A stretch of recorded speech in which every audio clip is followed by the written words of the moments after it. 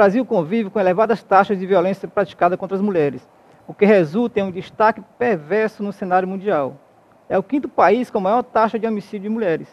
De acordo com o Atlas da Violência 2018, produzido pelo IPEA e pelo Fórum Brasileiro de Segurança Pública, em 2016 o Brasil alcançou a marca histórica de 62.500 homicídios, segundo informações do Ministério da Saúde. Isso equivale a uma taxa de 30 mortes para cada 100 mil habitantes, o que corresponde a 30 vezes a taxa da Europa. Apenas nos últimos 10 anos, 553 mil pessoas perderam suas vidas devido à violência intencional no Brasil. O quadro destaca que no mesmo ano, 4.600 mulheres foram assassinadas no país, o que representa uma taxa de 4.500 homicídios para cada 100 mil brasileiros. Em 10 anos, observa-se um aumento de 6,4%. No Ceará, apesar da redução dos índices de violência praticada contra as mulheres, o Estado ocupa uma indesejável posição, o 7º lugar no ranking. Está no ar mais uma edição do programa Destaque, o espaço de entrevista da TV Unigrande, uma emissora do Centro Universitário Unigrande. No programa Destaque, estamos promovendo uma série de entrevistas com personalidades da sociedade, enfatizando sempre a trajetória pessoal e profissional. Estaremos também discutindo importantes temas relacionados aos problemas sociais do país, assunto sempre frequente aqui na nossa programação. Você pode acompanhar a nossa programação aqui, pela TV Unigrande, canal 14 da Multiplay, ou pelo nosso canal no YouTube. Participe do nosso programa. Escreva para a gente pelo e-mail dpcomunicação@unigrande.edu.br ou no espaço Fale Conosco, no site www.unigrande.edu.br. Lá e nas redes sociais, você conhece o Centro Universitário Unigrande, acompanha a nossa programação e outras informações. No programa de hoje estaremos conversando sobre assassinato de mulheres em contextos marcados pela desigualdade de gênero, o feminicídio. E nossa convidada é Daciane Barreto, feminista, coordenadora da Casa da Mulher Brasileira no estado do Ceará. É um equipamento que reúne grande parte dos órgãos públicos da rede de atendimento às mulheres em situação de violência do estado do Ceará, como a Delegacia da Mulher, Núcleo de Gênero Pró-Mulher do Ministério Público do estado do Ceará, entre outros. Daciane, é um prazer ter você com a gente aqui. Tá? Obrigado por atender nosso convite. Tá? E eu queria começar pedindo para você explicar para a gente, na realidade, o que é o feminicídio. O feminicídio é uma lei que foi sancionada em 9 de março de 2015 pela presidenta Dilma Rousseff, a lei do feminicídio. E o que é que se considera feminicídio? Né? O feminicídio é quando uma mulher é morta pelo simples fato de ser mulher. E nós temos três tipos de feminicídio. O feminicídio íntimo, aquele quando a mulher é assassinada e mantém vínculo de parentesco ou afetivo com o agressor. O não íntimo, quando a mulher é morta em função da agressão sexual, mas não tem vínculo com o agressor, nem tem um vínculo afetivo, nem de parentesco. E temos também o feminicídio por conexão, que é exatamente quando existe a interferência de uma mulher para impedir a morte de outra mulher. Então, nós temos esses 3 tipos considerados de feminicídio. Né? Essa lei, ela é uma lei nova, coloca todo o assassinato de mulheres enquanto feminicídio como crime hediondo, tá certo? E significa, de fato, uma preocupação do Estado brasileiro em punir, né, o agressor, o assassino de mulheres, e principalmente porque o feminicídio é a expressão máxima da misoginia, né? A misoginia que exprime o ódio e a repulsa às mulheres. Mas, assim, diante dessa situação, diante do quadro que foi apresentado, né, diante do número tão elevado de assassinato, de violência contra a mulher, né, digo que quais os principais fatores que levam a essa questão desse ódio contra a mulher, Sim. Violência contra a mulher? Eu acho que nós vivemos numa sociedade, a sociedade brasileira é marcada pelo machismo, é uma sociedade patriarcal e misógina. Daí é um campo fértil, né, era para que a violência de gênero, a violência contra as mulheres, elas floresçam, né, e se solidifiquem de uma forma bem cruel como a que nós estamos vivendo hoje. E nós temos mais um agravante aqui no nosso país, que é exatamente o discurso do ódio. Né? Nós vivemos num país onde quase que você tem licença para matar. Então, as pessoas estão se sentindo muito à vontade para exprimir aqueles sentimentos mais perversos, né, que numa civilização, né, uma civilização voltada para a paz, né, voltada para o respeito humano, o respeito à humanidade, esses sentimentos, eles são escondidos. Eles não se exprimem de uma forma como nós vemos hoje.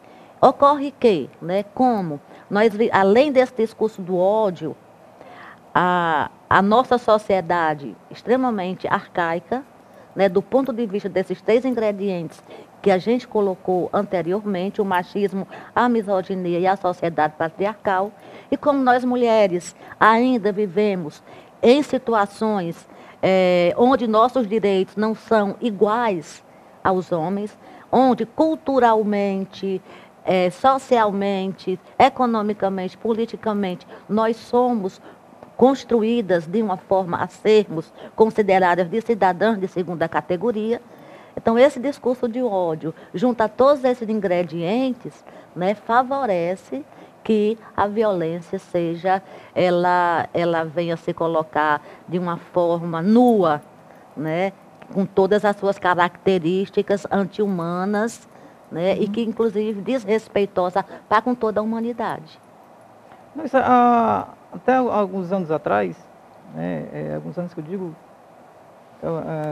início dos anos 80, antes da reforma do Código Penal, existia um certo... Como é que eu posso explicar? As pessoas, os homens, usavam essa desculpa para violência contra a mulher, usando o pretexto de lavar a honra. Sim. Né? Não é verdade? Ainda existe essa questão ainda? Nós estamos avançando, nós estamos no século XXI. Né? Imagina-se que nesse período, daqui por diante, com o avanço tecnológico, com o avanço, com o nível de educação que as pessoas estão adquirindo, de consciência, de conhecimento, a coisa melhore. Mas ainda existe esse, como você falou, o pensamento arcaico ainda de vingar da mulher pela questão de lavar a honra, Franz, você vê que a legislação brasileira, há séculos, né, ela foi construída para que as mulheres fossem vistas como objetos, né, e como seres não humanos. É tanto que o Brasil Colônia, ele tinha o seu código filipino, né, ainda no tempo do Brasil Colônia, o código filipino, o Código Penal filipino dizia o seguinte, né, que a mulher que fosse considerada, que tivesse sendo comprovada que ela estava numa situação de traição ao marido, ele podia matar e não receberia nenhuma punição. Correto? É claro que foi se avançando para tentar se coibir esse tipo de absurdo. É tanto que a Constituição de 88 foi a primeira Constituição do Brasil, onde está escrito que homens e mulheres têm direitos iguais perante a lei. Foi a primeira, agora já no final do século XX. Né? Nós temos 500 anos, mais de 500 anos, né, de colonização, primeira colonização europeia, mais de 500 anos. E as primeiras políticas públicas, né, voltadas para combater a violência, voltadas para as mulheres, né, do ponto de vista da equidade de gênero, elas só vieram a acontecer em 1983. Ou seja, há apenas 36 anos, que do ponto de vista histórico, isso não representa nada. Né? Então, eu acho assim que, apesar, né, dessa violência gritante, né, cada vez mais que você vê diariamente, né? Na mídia você vê, inclusive, na Casa da Mulher Brasileira, em um ano de existência, nós atendemos 22.409 mulheres em um ano. Isso levando em conta primeiro o atendimento e retorno. Então, você vê que, de fato, nós temos que cada vez mais fortalecer as políticas públicas. Você falou primeiro atendimento e retorno. Isso quer dizer que existe existe um retorno porque tem casos onde é necessário acompanhamento da casa. Né? Porque na casa nós temos todos os órgãos de enfrentamento à violência de gênero. Né? Nós temos o psicossocial, brinquedoteca, Ministério Público, delegacia, defensoria, juizado e autonomia econômica. Né? Então, a mulher é atendida a primeira vez e às vezes é necessário que ela fique sendo acompanhada no psicossocial, né? No CRM. Né? Ter o acompanhamento psicológico. Então, retorno a gente fala nesse sentido. Porque não é só aquela resolução da problemática imediata, né? Mas nós temos o acompanhamento, tanto do ponto de vista psicológico, como também nós temos a preocupação em garantir que as mulheres também consigam um espaço no mercado de trabalho formal. Né? Porque 35% das mulheres, das usuárias da Casa da Mulher Brasileira, elas não estão inseridas no mercado formal e nem no informal. Né? Daí a grande dificuldade de romper o ciclo da violência, porque ela não tem o esteio financeiro.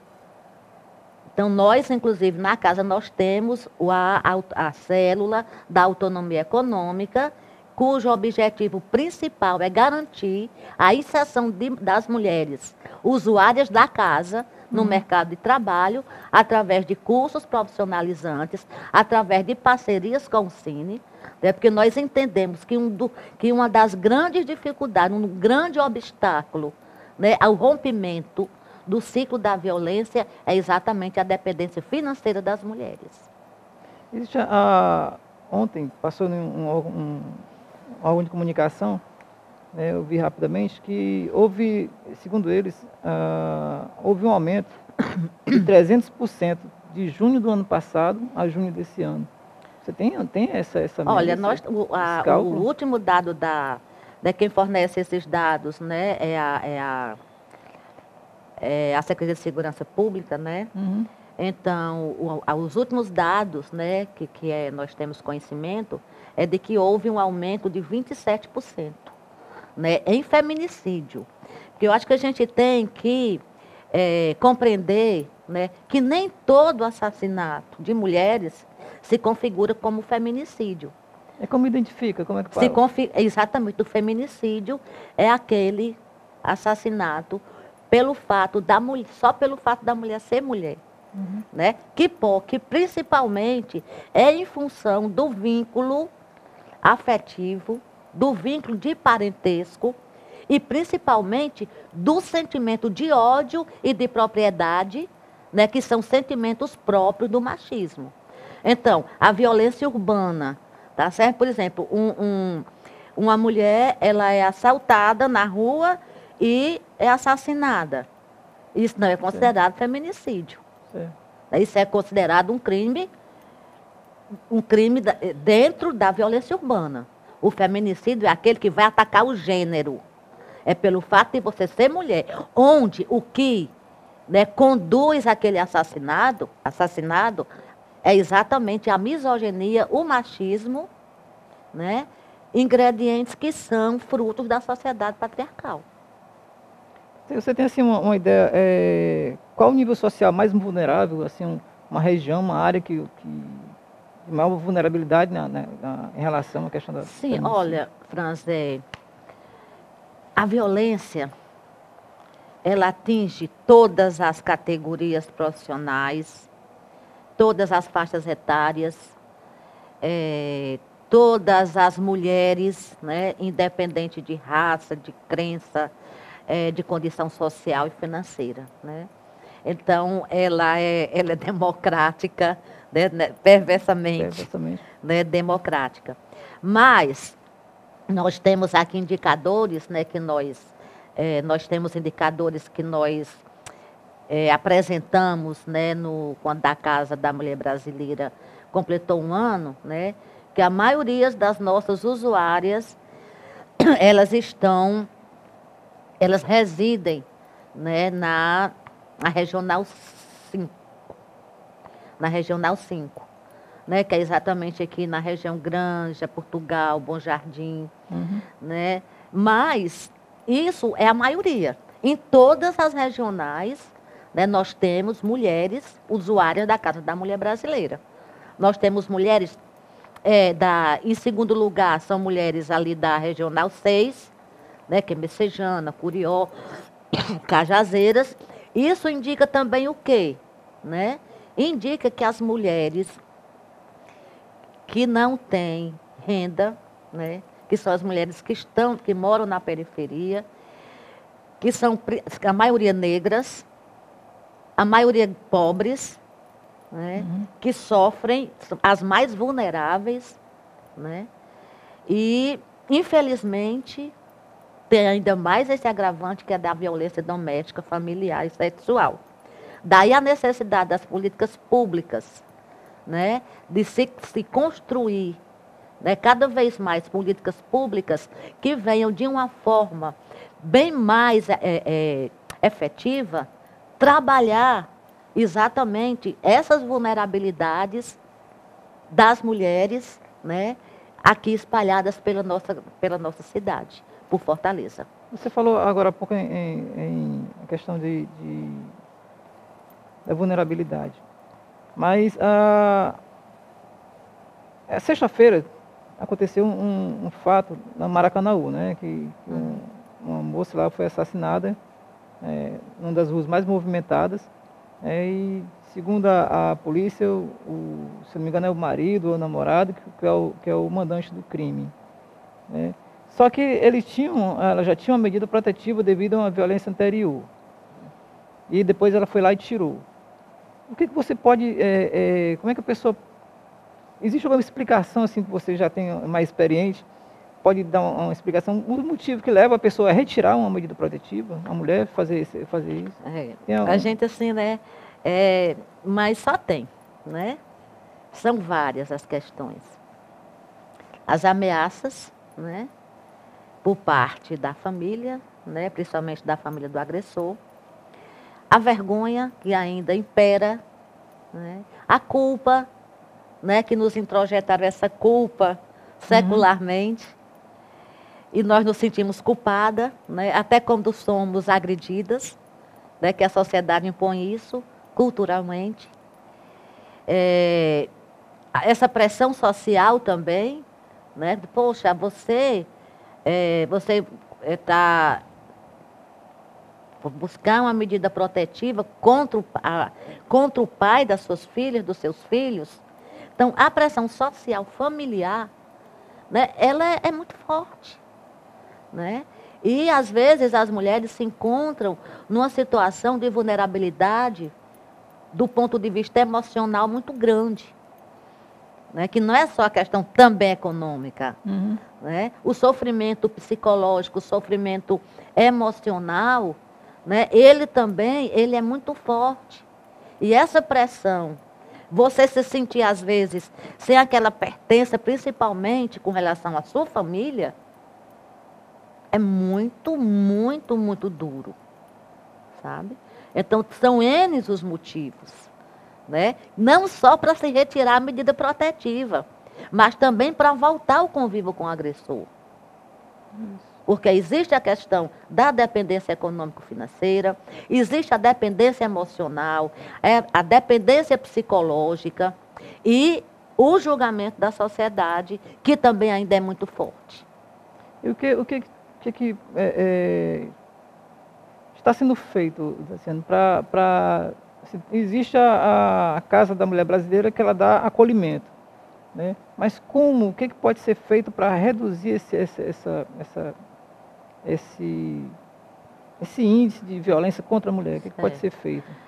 É o fortalecimento das políticas públicas, né? Sem dúvida nenhuma. sem dúvida nenhuma, voltadas exatamente para essa questão de enfrentamento à violência e de equidade. Né? Garantir a equidade de gênero, garantir a transversalidade das políticas públicas em todos os seus níveis.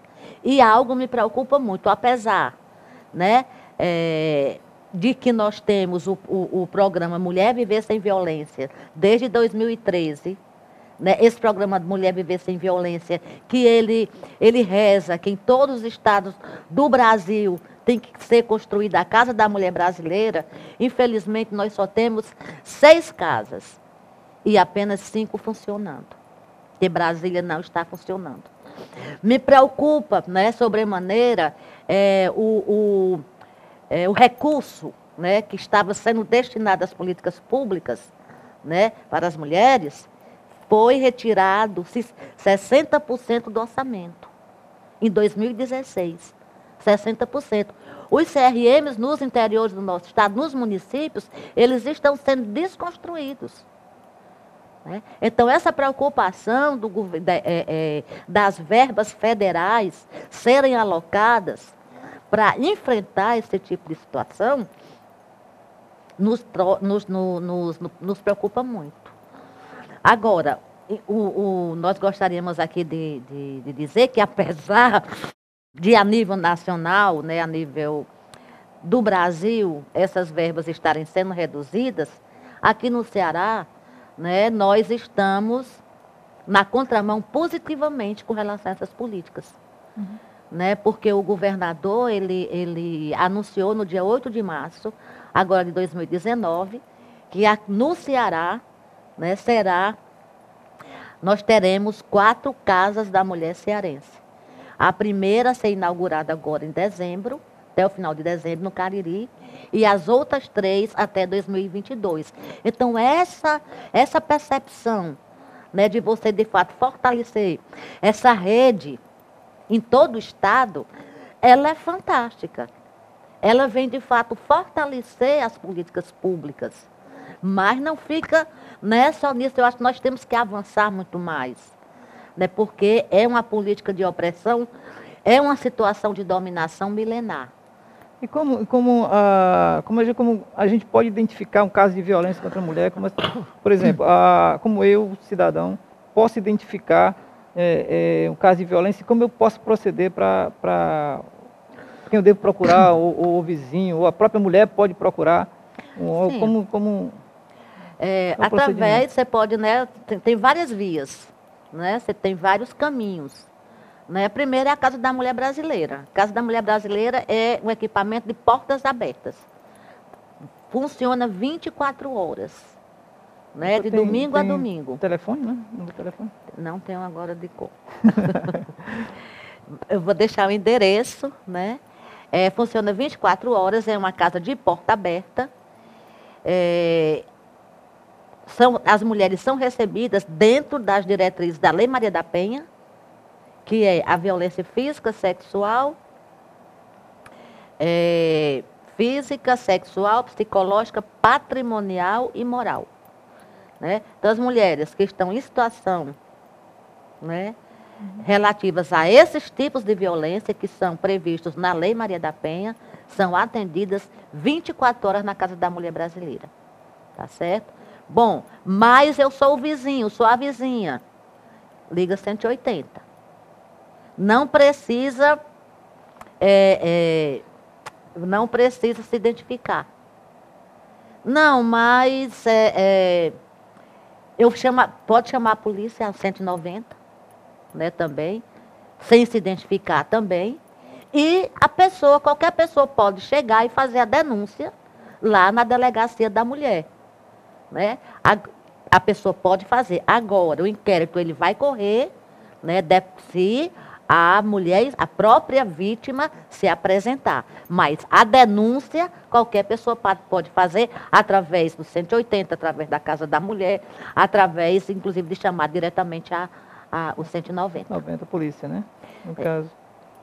E como os índices são alarmantes. Né? Mas, no geral, como a sociedade tem reagido? A sociedade tem reagido a essas questões de violência contra a mulher? Como... Eu sinto indignação. Né? Eu não sinto indiferença, eu não sinto que esse sentimento de naturalização, sabe, da violência. E a indignação significa que as pessoas não estão